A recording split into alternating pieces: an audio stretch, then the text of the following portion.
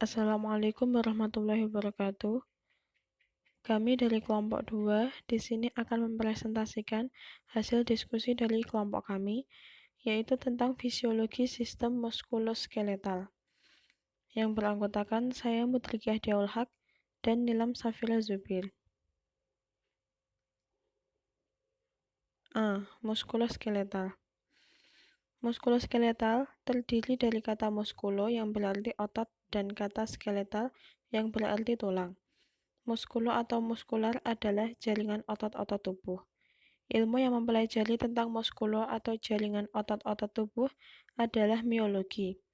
Skeletal atau osteo adalah tulang kerangka tubuh. Ilmu yang mempelajari tentang skeletal atau tulang kerangka tubuh adalah osteologi. Sistem muskuloskeletal adalah sistem yang terdiri dari otot, jaringan ikat, saraf, serta tulang dan sendi. Sistem ini berperan penting dalam gerakan tubuh. Oleh karena itu, bila sistem muskuloskeletal terganggu, kemampuan dalam bergerak dan melakukan aktivitas pun bisa terganggu. B. Otot atau muskulus atau muska. Otot merupakan organ tubuh yang mempunyai kemampuan mengubah energi kimia menjadi energi mekanik atau gerak, sehingga dapat berkontraksi untuk menggerakkan rangka sebagai respons tubuh terhadap perubahan lingkungan. Otot disebut alat gerak aktif karena mampu berkontraksi sehingga mampu menggerakkan tulang. Semua sel-sel otot mempunyai kekhususan yaitu untuk berkontraksi. 1. Struktur otot. Setiap sel otot tersusun atas 3 lapisan, yaitu endomisium, perimisium, dan epimisium. Endomisium merupakan kumpulan serat-serat otot yang saling berhubungan. Kumpulan dari serat otot yang berdekatan dan berhubungan ini membentuk vasikula. Vasikula berupa seikat otot yang kemudian membentuk suatu kompartemen. Kumpulan kompartemen ini menyusun struktur otot yang disebut perimisium. Beberapa perimisium ini kemudian membentuk suatu ikatan yang kemudian dilapisi oleh epimisium. Epimisium adalah lapisan serat kolagen padat yang mengelilingi otot. Epimisium ini membatasi otot dari jaringan di sekitarnya dan terhubung dengan selaput fasia. Ligamen adalah jaringan berserat yang kuat dan tebal, tetapi elastis. Jaringan ini mengandung kolagen dan bisa ditemukan pada bagian persendian, karenanya dapat menemukan jaringan ligamen di sekitar bahu, pergelangan kaki, dan bagian persendian lainnya. Ligamen mengendalikan jangkauan gerak sendi, mencegah dan menstabilkan sendi sehingga tulang bergerak dalam keselarasan. Karena memiliki kemampuan peregangan terbatas, ligamen membatasi panjang gerak sendi yang melindunginya dari cedera. Tendon adalah jaringan ikat fibrosa yang menghubungkan otot dengan tulang. 2. Fungsi otot. Yang pertama yaitu sebagai pergerakan. Otot menghasilkan gerakan pada tulang tempat otot tersebut melekat dan bergerak dalam bagian organ internal tubuh. Yang kedua sebagai penopang tubuh dan mempertahankan postur. Otot menopang rangka dan mempertahankan tubuh saat berada dalam posisi berdiri atau saat duduk terhadap gaya gravitasi. Yang ketiga yaitu otot sebagai produksi panas. Kontraksi otot-otot secara metabolis menghasilkan panas untuk mempertahankan suhu tubuh normal. Yang ketiga, jenis-jenis otot. Yang pertama adalah otot lurik atau otot rangka. Adalah volunter atau secara sadar atas perintah dari otak dan melekat pada rangka. Misalnya, yang terdapat pada otot paha, otot betis, otot dada. Kontraksinya sangat cepat dan kuat. Yang kedua, otot polos. Otot polos merupakan otot tidak berlurik dan involuntar atau bekerja secara tak sadar.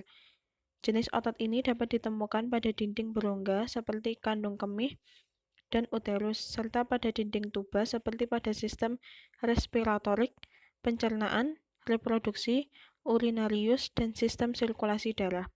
Kontraksinya kuat dan lamban. Yang ketiga adalah otot jantung. Otot jantung juga otot serat lintang involunter, memiliki struktur yang sama dengan otot lurik. Otot ini hanya terdapat pada jantung, bekerja terus-menerus setiap saat tanpa henti. Tapi otot jantung juga mempunyai masa istirahat, yaitu setiap kali berdenyut. C. Rangka atau skeletal. Sistem rangka adalah bagian tubuh yang terdiri dari tulang, sendi, dan tulang rawan atau kartilago, sebagai tempat menempelnya otot dan memungkinkan tubuh untuk mempertahankan sikap dan posisi. Tulang sebagai alat gerak pasif karena hanya mengikuti kendali otot. Akan tetapi tulang tetap mempunyai peranan penting karena gerak tidak akan terjadi tanpa tulang. 1. Fungsi rangka. Yang pertama sebagai penyangga, berdirinya tubuh, tempat melekatnya ligamen-ligamen, otot, jaringan lunak, dan organ. Yang kedua sebagai penyimpanan mineral, yaitu kalsium dan fosfat, dan lipid atau yellow marrow. Yang ketiga sebagai produksi sel merah atau red marrow. Yang keempat sebagai pelindung, membentuk rongga, melindungi organ yang halus dan lunak. Dan yang kelima sebagai penggerak, dapat mengubah arah dan kekuatan otot saat rangka bergerak karena adanya persendian. 2. Hubungan antar tulang. Hubungan antar tulang disebut artikulasi. Agar artikulasi dapat bergerak, diperlukan struktur khusus yang disebut sendi. Sendi yang menyusun kerangka manusia terdapat di beberapa tempat, yaitu yang pertama, sinartrosis. Disebut juga dengan sendi mati, yaitu hubungan antara dua tulang yang tidak dapat digerakkan sama sekali. Artikulasi ini tidak mempunyai celah sendi dan dihubungkan dengan jaringan serabut.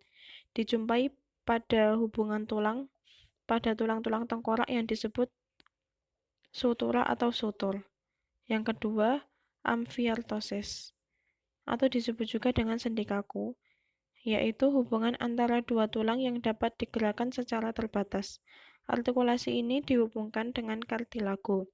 Dijumpai pada hubungan ruas-ruas tulang belakang, tulang rusuk dengan tulang belakang. Yang ketiga, diartosis.